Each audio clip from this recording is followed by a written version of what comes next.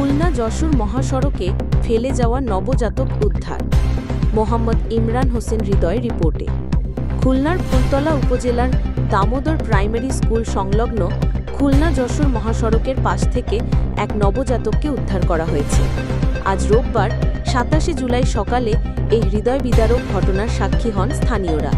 প্রত্যক্ষদর্শীরা জানান, সকালে স্কুলগামী পথচারীরা মহাসড়কের ধারে একটি কাপড়ে মোড়ানো সদ্যজাত শিশুকে দেখতে পান। ধারণা করা হচ্ছে শিশুটির বয়স ১ দিনের মতো। পরে খবর পেয়ে স্থানীয় মহিলা ইউপি সদস্য ঘটনাস্থলে পৌঁছে নবজাতককে হেফাজতে নেন এবং প্রাথমিক নিরাপত্তা নিশ্চিত করেন। ঘটনাটি জানাজানি হলে এলাকা জুড়ে ক্ষোভ ও শোকের ছায়া নেমে আসে।